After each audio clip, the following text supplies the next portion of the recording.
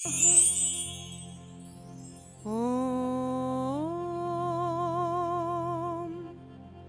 गंगाय नमः।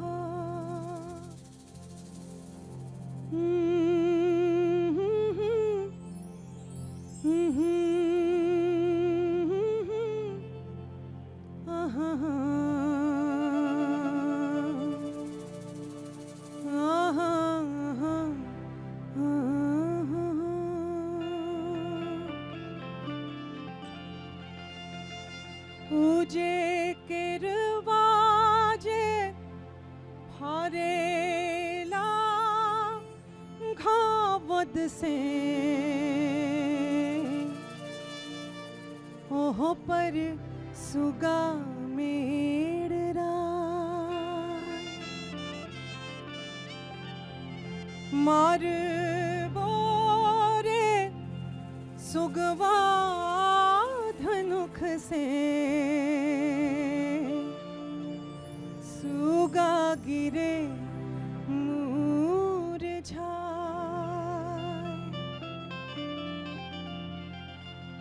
पूजे सुगनी जे रोवेले वियोग से आदित होई ना सहाय।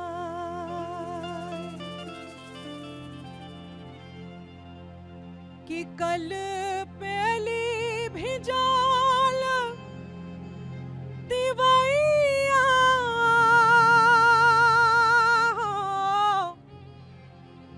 उगी है दीनानाथ।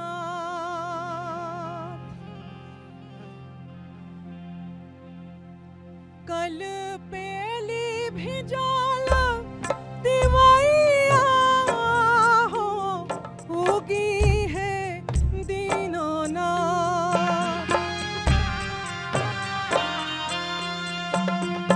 कटलो से कटना समैया हो उगी है दीनानाथ।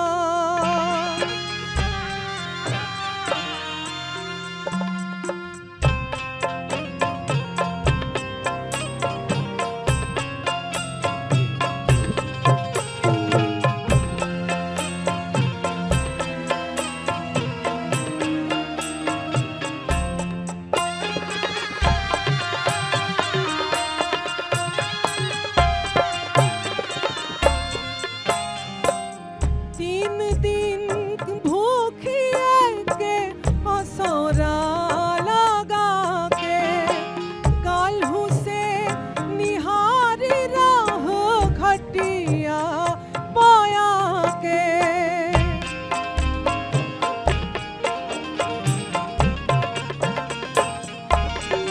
हो तीन दिन भूखिए के असोरा लगा के काल्हू से निहारी राह खटिया पाया के। बड़ी देर भइले गोसैया हो उगी है दीनानाथ।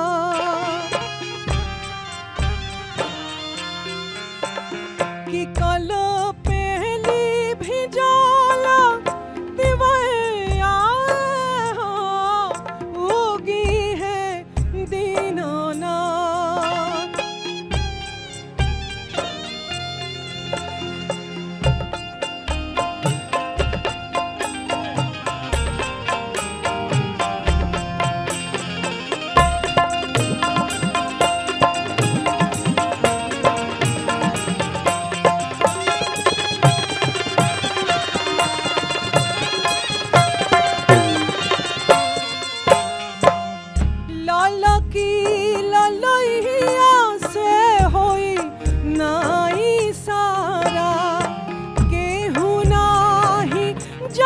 सुतल रही जोग सारा।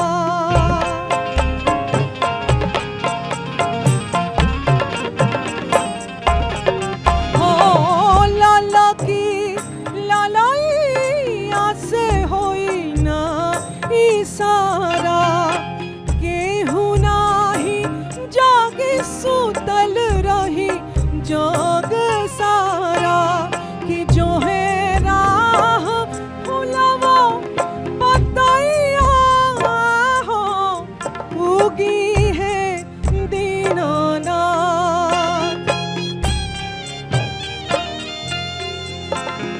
कल पहली भिजोला दिवाइया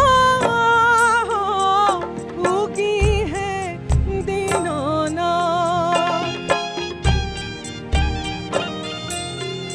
उगी है दीनानाथ उगी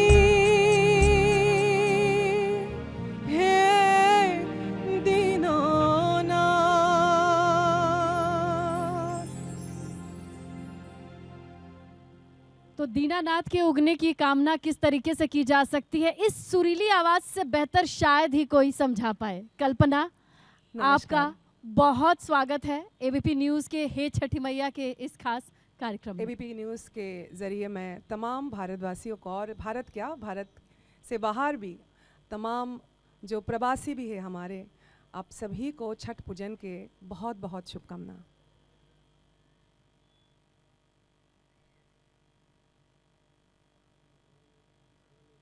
ओके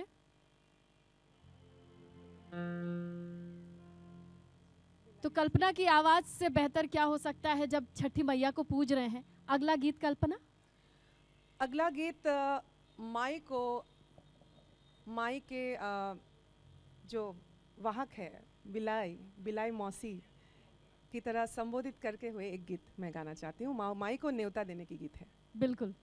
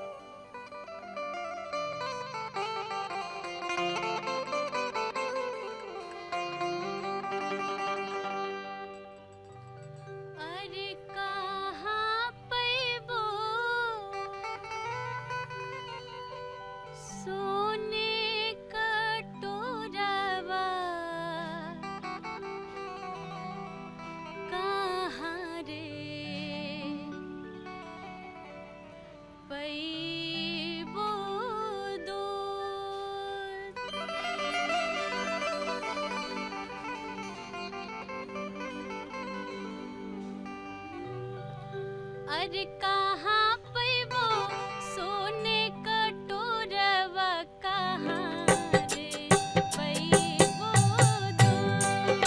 अरे कहाँ पैबो सोने कटोरवा कहाँ रे पैबो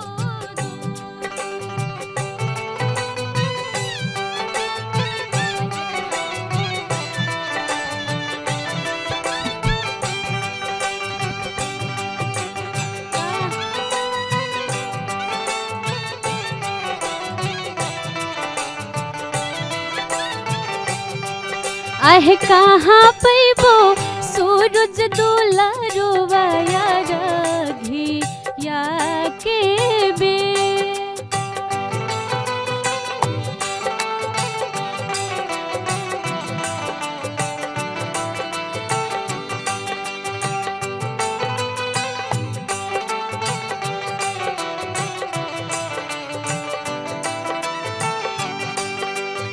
आहे कहाँ पैबो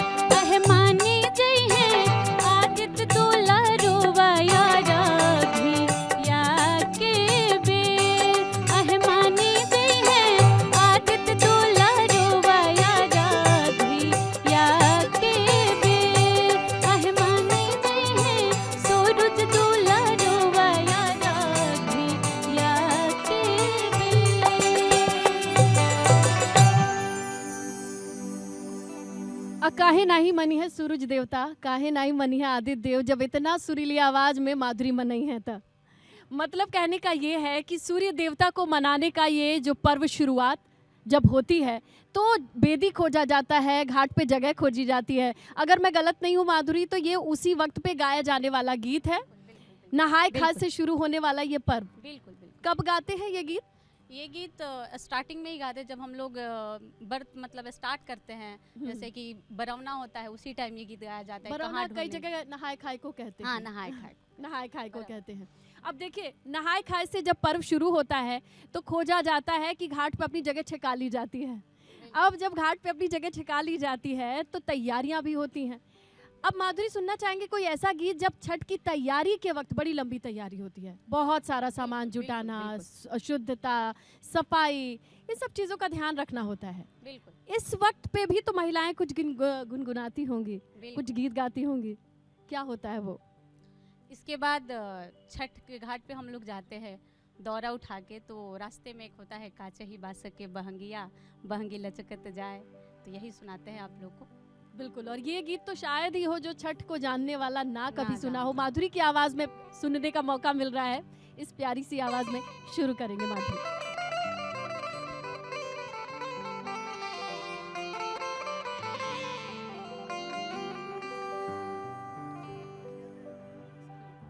थोड़ा देर का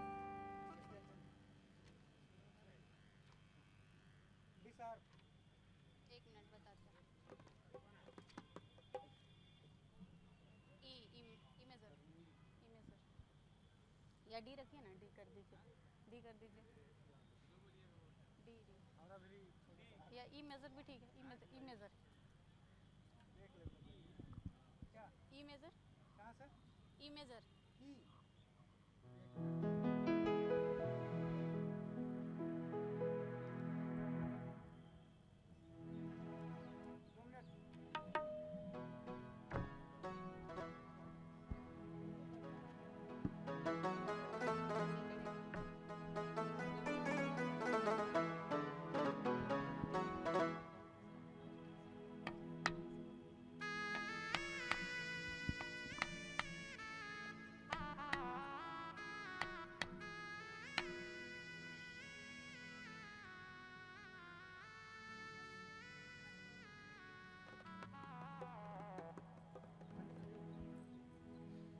इधर से ऐसे पोजीशन करते हैं।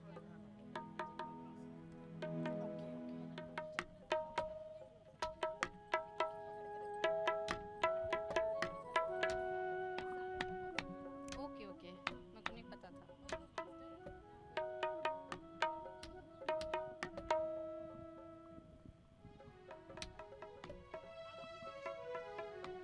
यहीं पे था।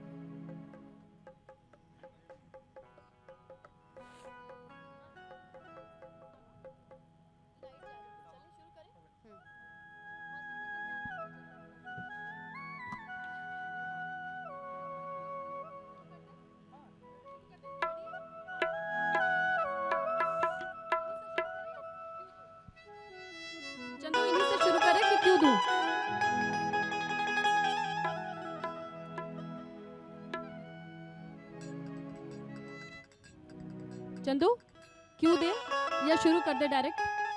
क्यों दे रहे? ठीक है, रोल बोलना प्लीज। हम रेडी हैं।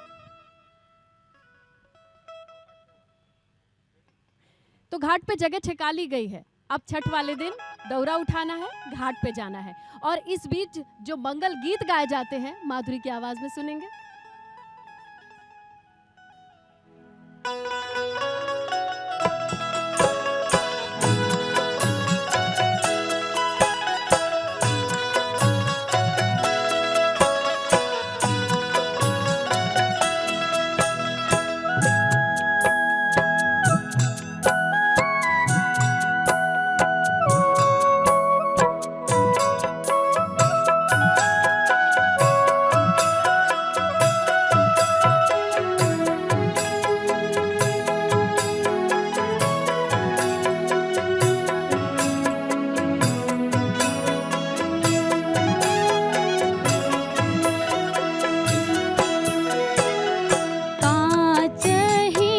सके बहंगिया बहंगी लचकत जाए।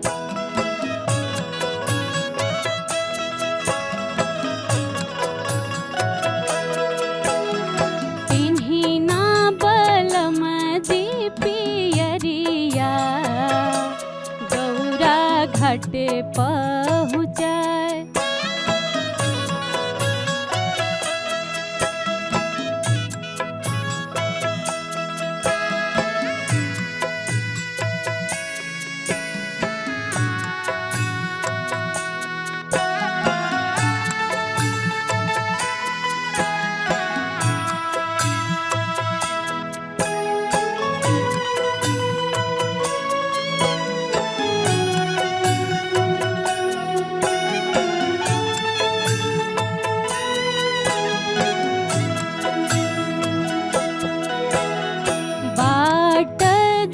पूछले बटोहिया दल के कर जाए।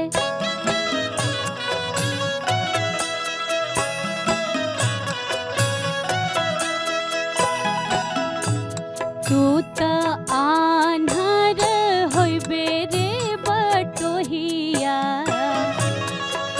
दल छठी माई के जाए।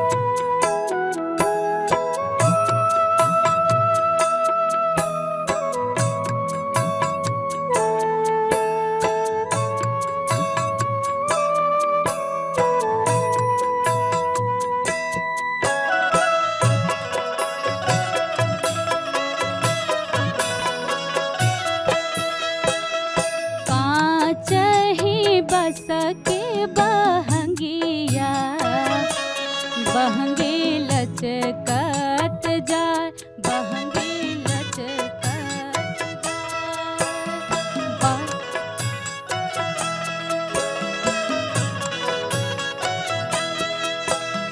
बाट जे पूछले बटोहिया दल के कर जाए।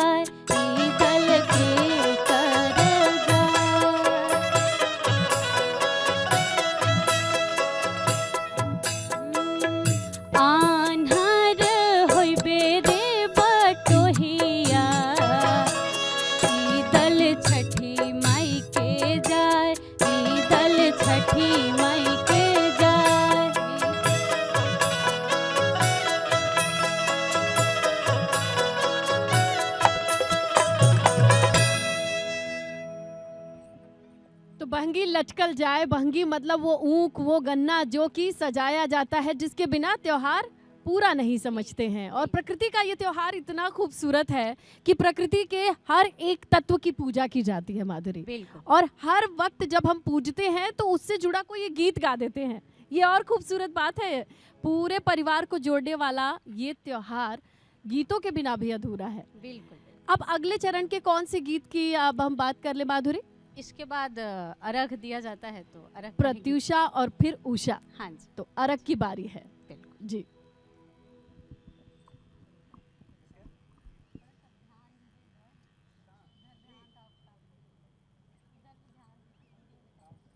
तो चलिए, यही तो है इस त्योहार की खूबसूरती कि कहीं किसी भी कोने पर हो, जब घर के सवांग जिसे मर्द कहे जाते हैं, बेटे, पति और जितने भी होते हैं पुरुष, उनको आना होता है।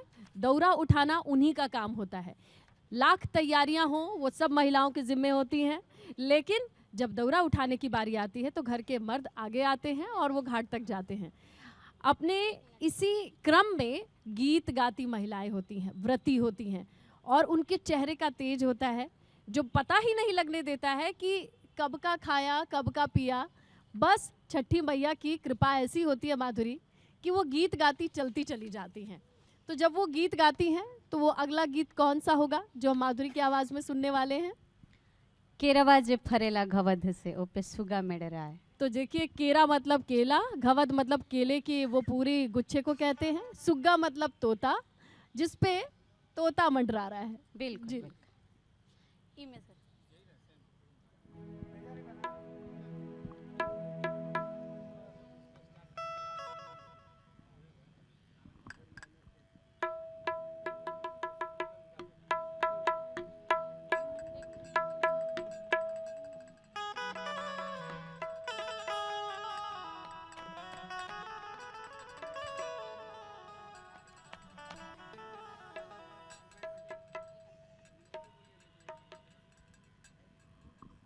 बंटी सर,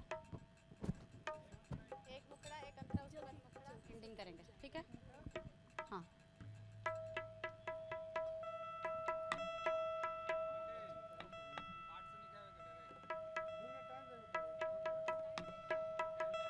ये गाना करके मैडम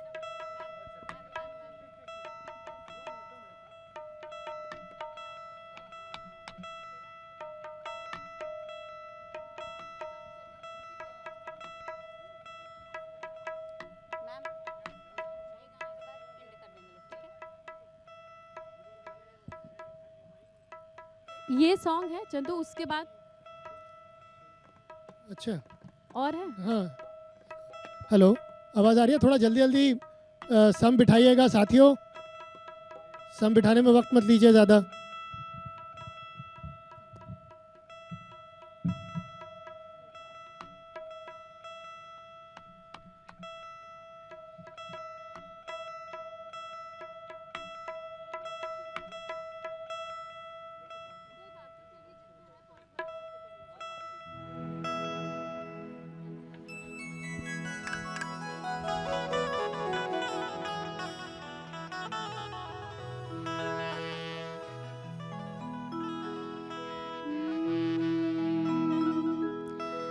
केरवा जे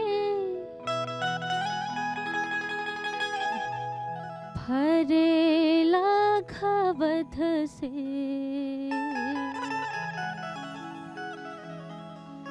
ओह पर सुगा मेडरा।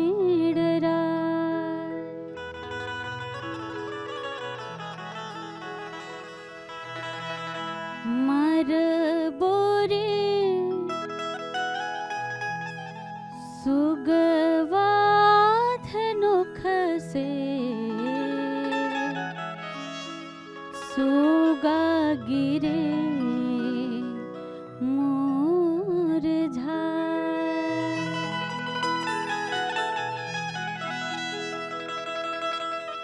केरवा जे फरेला घवध से ओह पर सुगा मेडराय।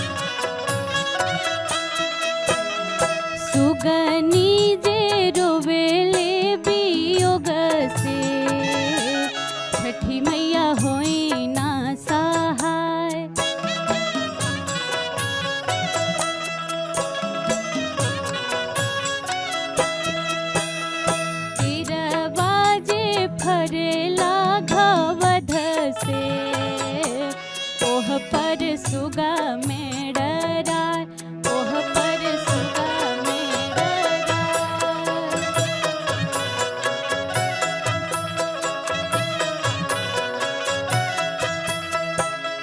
मरबो रे सुगवा धेनुक से, सुगा गिरे मुरुझा, सुगा गिरे मुरुझा, सुगा गिरे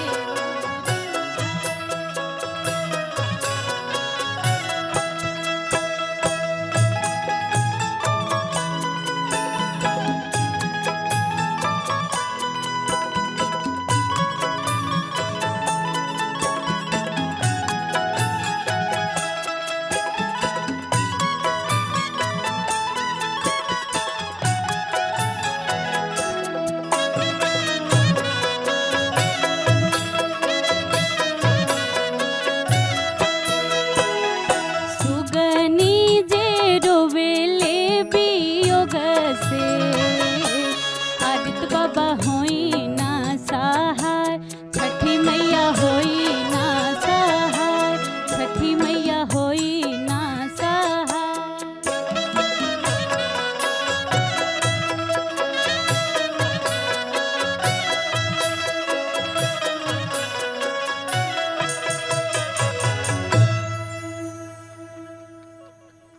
बहुत ही खूबसूरत माधुरी, जिस तरीके से इस केले के घवत पे मंडरा रहा है तोता, और जितनी सुंदर तरीके से इस गीत को बनाया गया है और जितनी प्यारी आवाज में आपने गाया है, ये दोनों ही चीज छठ के इस छठा को और भी बेहतरीन बनाती है, खूबसूरत बनाती है। देखिए ना, कहाँ पर डूबते हुए सूरज अस्त होते सूर्य को भी प्रणाम करते हैं और उगते हुए सूर्य को भी प्रणाम करते हैं, और इसीलिए प्रकृति को सबसे ऊपर रख के पूजा जाता है छठ में। परिवार को ही नहीं, प्रकृति को जोड़ने वाला त्यौहार है। इसीलिए जब एक पांचों इंद्रियों में हमारे कान आते हैं, ऐसे गीतों को सुन के ही लगता है कि छठ आ गया है। आपकी नज़र में, आपकी यादों में ऐसा कौन सा गीत है माधुरी, जिसे सुनते ही लगता है कि दिवाली के बाद अब छठ आ गई है, अब ये गीत बजा मतलब छठ आ गई है? काचा ही बास के भंगिया बजता है तो लगता है छठ आ गया। छठ आ गई है, गा दीजिए। वो गा दिया, हाँ, बहंगी लचकत जाए। इस गाने के अलावा, इस गाने के अलावा एक थोड़ा जोरदार सा गीत जिसे बजते से ही लगे कि अब छठ आने वाला है, बड़ी तेजी से हाथ चलाओ, काम जल्दी करो, तैयारी जल्दी जल्दी करो। एक माँ का वियोग है अपने हाँ। बेटे के लिए, और वो उसका बेटा जो है बाहर में रहता है, और वो अपने मतलब जो भी घर के लोग हैं उनसे बोलती है कि जाके बुलाओ, लेके आओ अपने बेटे को, छठ पे तो जरूर रही है। हाँ, छठ पे तो जरूर रही है। तो वही एक वियोग है माँ का। हाँ, तो सुना प्रस्तुत दीजिए। करते हैं। बिल्कुल। तो देखिए, छठ पे विदेश में हो, धरती के किसी कोने में हो, माँ जब भूखती है, छठ का व्रत करती है, तो ज़रूर चाहती है दौरा उठाने के लिए बेटा आए, अगर पति दूर रहता है तो पति आए, घर के जितने भी अपने हैं वो आए, सपरिवार आए, आने वाली पीढ़ी को दिखाने के लिए नन्हे मुन्ने आए, ताकि उन्हें पता चले कि छठ की छठा है क्या। क्या हम तैयार हैं माधुरी? और वो गीत जिसके बारे में माधुरी बताने जा रही हैं, वो ये बताता है कि जब बेटा छठ पे ना आए तो माँ का दिल कितना कसोटता है, किस तरीके से लगता है कि ये वियोग है। बिल्कुल। इसे गा करके माधुरी सुनाएंगी तो ज़्यादा समझ में आएगा, जितना माँ भी समझ सकती है अगर किसी का, हालांकि ऐसा होता नहीं है, छठ पे ज़रूर आते हैं बेटे। हाँ, बिल्कुल बिल्कुल बिल्कुल।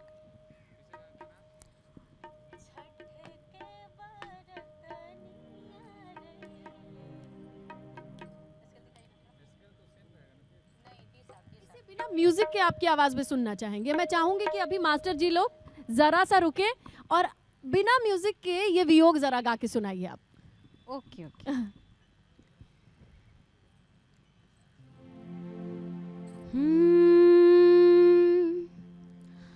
छठ के बरत निया रईले,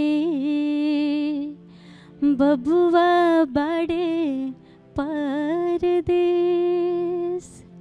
बबुआ बड़े परदेस। और सुगना से बोलती है माँ, जाई के ले आई देरे सुगना, हमरा बाबू के संदेश, हमरा बाबू के संदेश।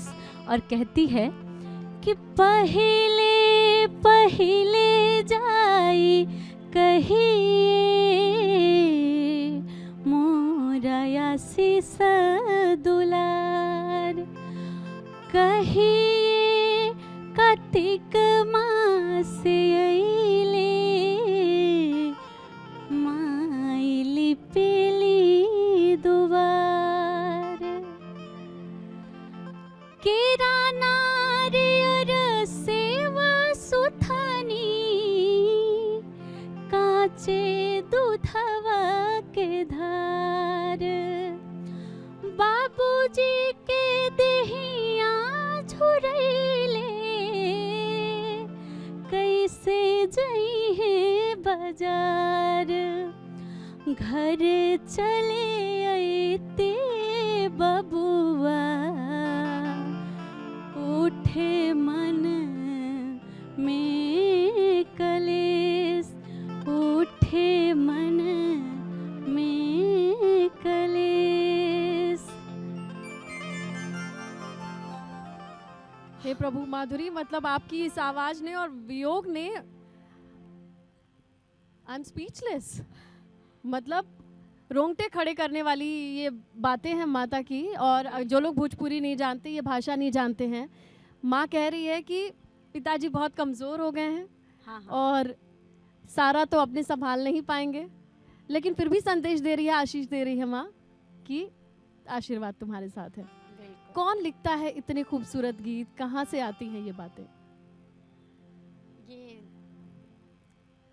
सदियों से चली आ रही परंपरा है? पारंपरिक गीत है, लोकगीत है। हाँ जी, हाँ जी। ऐसा कोई और गीत है जो आपकी यादों में, जैसे ये दिल को छू लेने वाला? और मुझे लगता है कि हमारे एबीपी न्यूज़ के कैमरे के जरिए हमारे दर्शकों को जो छठ पे नहीं आ पाए होंगे, ज़रूर आंसू आ गए होंगे उनकी आंखों में, उसकी माँ की बिल्कुल, बिल्कुल। जितनी खूबसूरत आवाज़ में आपने ये वियोग सुनाया माधुरी। और कोई ऐसा गीत है? बिल्कुल है। ज़रूर। और ऐसी ही गीत में बिना आपकी ही आवाज़। बिल्कुल। और मास्टर जी लोग, आप लोगों ने बस एकदम सही पकड़ लिया हमारी भावनाओं के साथ। एक बार शुरू करेंगे और उसके बाद हम साथ देंगे, ठीक है? माधुरी, आपसे शुरू करेंगे।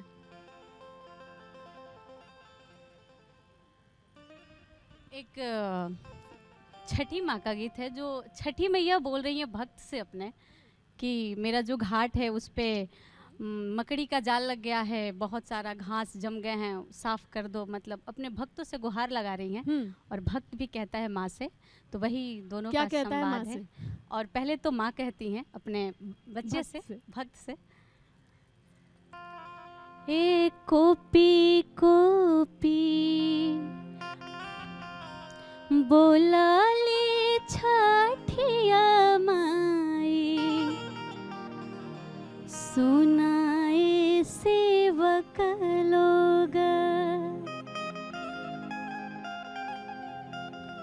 ए मोरा घाटे दुबिया जानमी गईले, मकड़ी बसेरा ले ले। तब भक्त कहता है, जो महादेव जी हैं, माता छठी मैया के जो महादेव जी भी पूजा करते हैं, वो कहते हैं, ए हंसी हंसी बोलाले महादेव, सुनाए छठिया माई।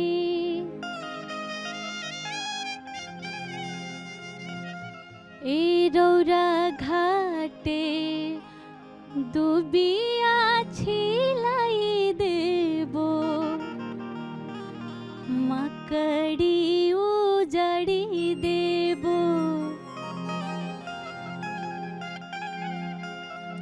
ए रौरा घाटे, ये जो गोबर होता है ना हम लोग के यहाँ, गाय की गोबर जी। हाँ, ए रौरा घाटे गोबराली पाई देबो, चंदन पड़ोरी देबो।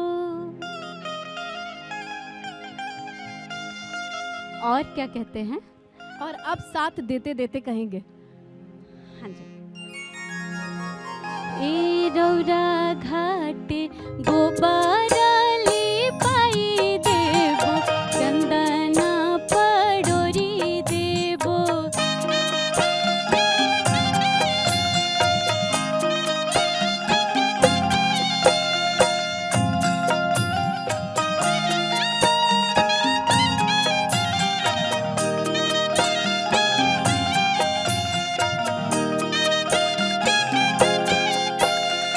रौरा घाटे गोबरली पाई देबो, शिवा से हो माधा करबो।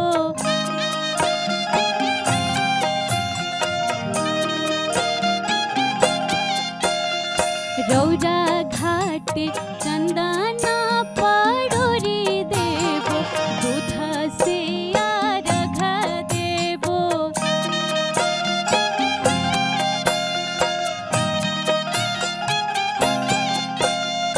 हंसी हंसी बोला ले महादेव, सुनाए छठिया माई, सुनाए छठिया माई, सुनाए छठिया माई, सुनाए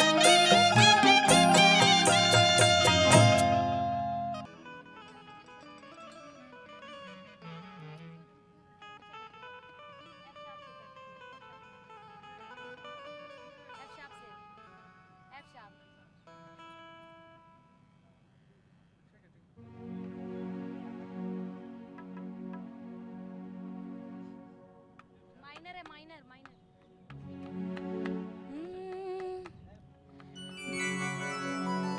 गंगा बाहे जमुना बाहे सरयू बाहे,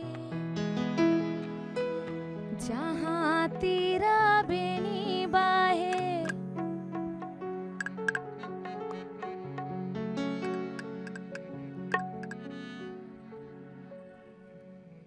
इसका अंतरा इसका एक बार गा लेते हैं, एक मुखड़ा अंतरा है ना? ठीक बा। आगे आगे चला ताड़े धई के डगरिया, सात घोड़ा खींचा ताड़े रथ के सवरिया।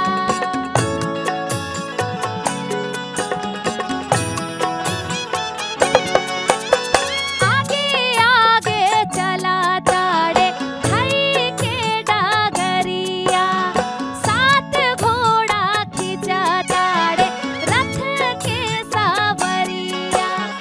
लाखों करोड़ों जाला सजी धजी, पीछा से सेवक चले।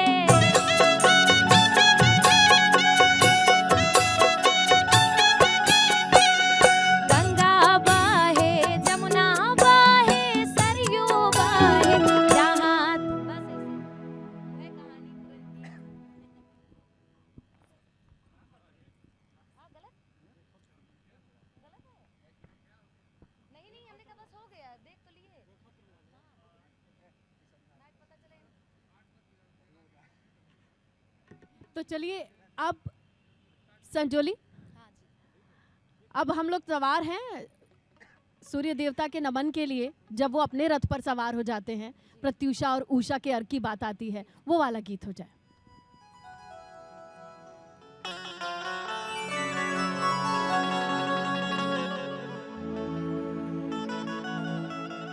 वाह।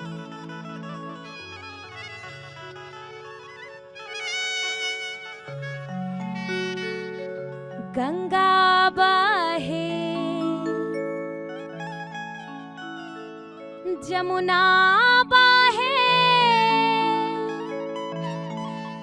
सरयू बाहे,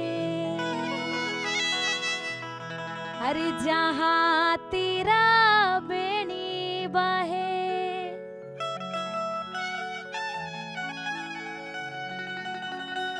गंगा बाहे जमुना बाहे सरयू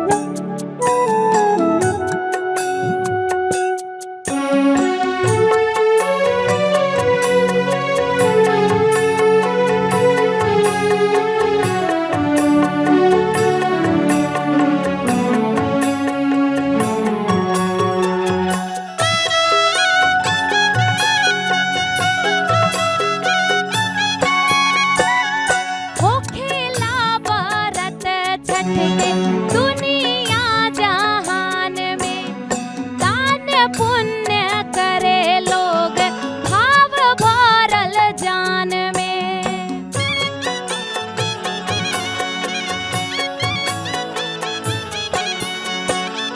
होखेला व्रत छठ के दुनिया जहान में दान पुण्य करे लोग भाव भरल जान में। हरेलन कलेस सब सूरज बाबा अनधाना वैभव देले।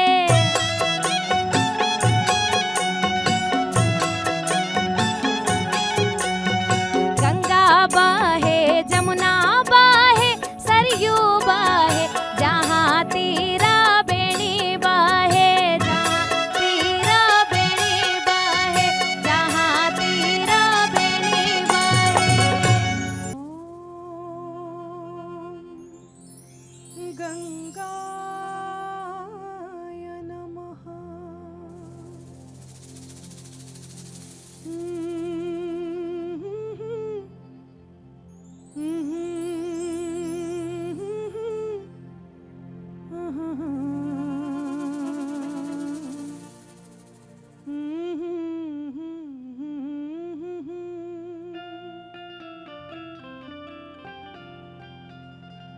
पूजे किरवाजे हरेला घावद से ओह पर सुगा मेड़रा।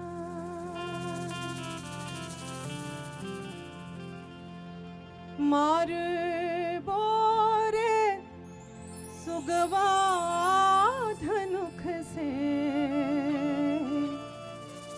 सुगा गिरे मूरझाए।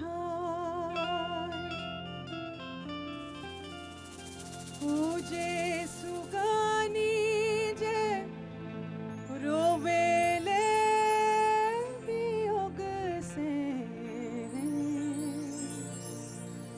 आदित होई ना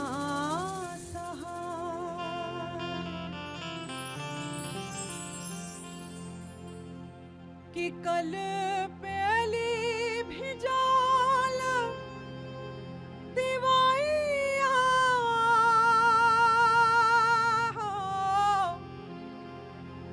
उगी है दीनोनाथ।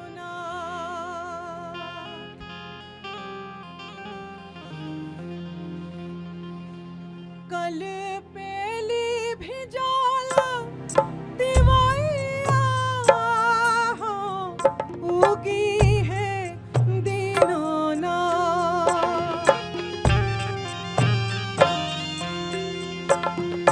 कटलों से कटे ना समैया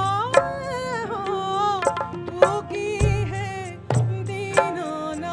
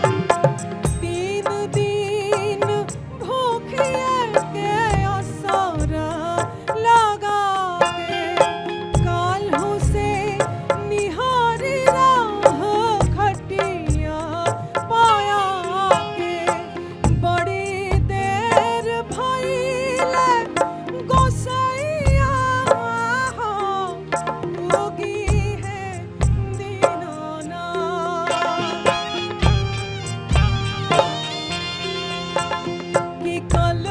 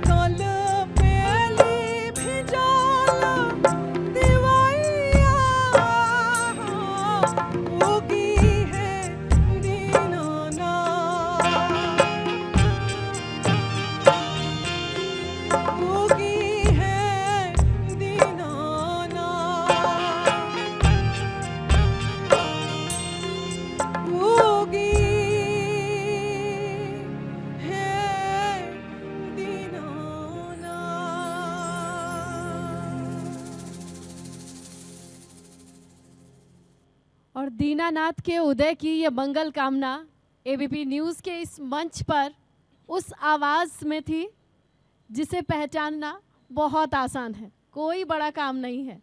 मंच पर है कल्पना, और कल्पना की आवाज़ में हे छठी मैया एबीपी न्यूज़ का ये ख़ास कार्यक्रम, जिसमें दीनानाथ का इंतज़ार 3 दिन से भूखी प्यासी व्रती कैसे करती है, और उसके दिल से जो आवाज़ निकलती शायद वो यही होती होगी। एबीपी न्यूज़ के ज़रिए तमाम भारतवासियों को, और साथ ही में जो भारत से बाहर भी है, हम प्रवासियों को भी नमन करते हैं, प्रणाम कहते हैं, और आप सभी को आस्था के महान पर्व छठ पूजन की बहुत बहुत बधाई एवं शुभकामना। तो ये शुभकामना जिस आवाज़ में कल्पना ने दी, इसके बाद हम सभी जानते हैं कि नहाय खाए से ये पर्व शुरू होता है कल्पना जी। और दोनों सूर्य की किरण, चाहे जिसे अस्त कहते हैं प्रत्युषा या उषा, उसकी पूजा की जाती है, अर्घ दिया जाता है। इस वक्त का कोई गीत जो आपने तैयार किया हो, आपके जहन में हो? ज़रूर, बहुत सारे गीत छठ पूजन के गाने का सौभाग्य प्राप्त हुआ हमें, लेकिन फ़िलहाल मैं छठ मैया के जो वाहन कहा जाता है, बिलाई या फिर बिल्ली कहा जाता है, और एक ऐसा गीत मैं गाई थी काफ़ी साल पहले, जहाँ बिलाई को बिलाई मौसी संबोधित करते हुए छठ मैया को न्योता देने की बात कही जा रही है, तो उस गीत को मैं गा रही हूँ।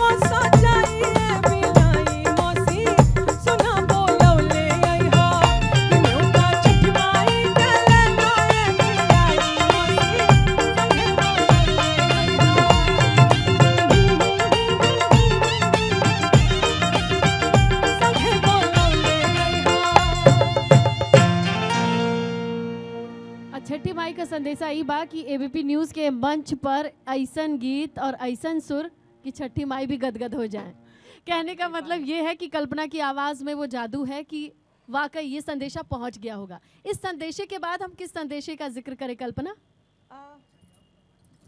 अलग अलग गीत है। मैं मेरे दिल का बहुत करीब है एक हमारी लोक विधा है, वो है पूर्वी गायन, पूर्वांचल की। और पूर्वी, मैं भी पूर्वांचल से हूँ। आप पूर्वांचल से हैं? कहाँ से? गोरखपुर। हाँ, तो प्रॉपर जो भोजपुरी क्षेत्र है और पूर्वी गायन ऐसी गायन एक है जो बहुत सम्मान से देखा जाता है और हम समझते हैं, मैं खासकर बहुत दिल से गाने की कोशिश करती हूँ। तो उस एक विधा में मैं कैसे महसूस करती हूँ, क्योंकि मैंने भी छठ किया था पिछले साल नहीं, उसके पहले साल में। पहली बार इतने सालों से गा रही हूँ भोजपुरी, लेकिन छठ मैंने कभी नहीं किया। और मैं दिल से ब्रह्मपुत्र किनारे, क्योंकि मैं आसाम से हूँ और मेरे मन की बात को मैं गाना चाहती हूँ इस बार। बहुत सुंदर।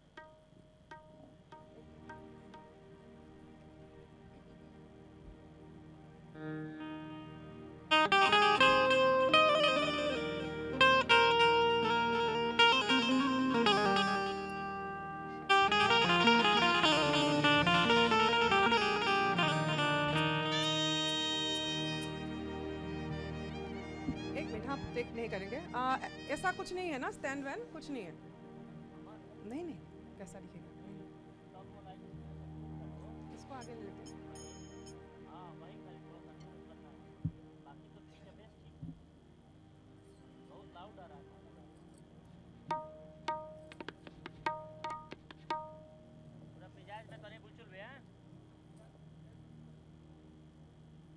फिर भी इस लेवल में हो सकता था, कोई बात नहीं, छोड़ो।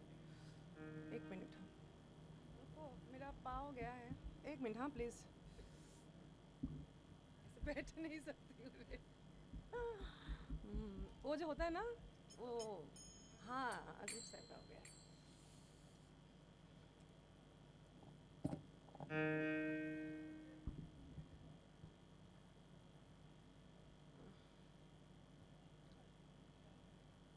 ठीक है।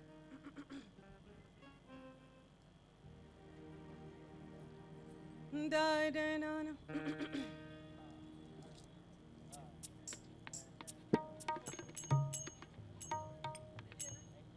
बैंजो से स्टार्ट है। अच्छा।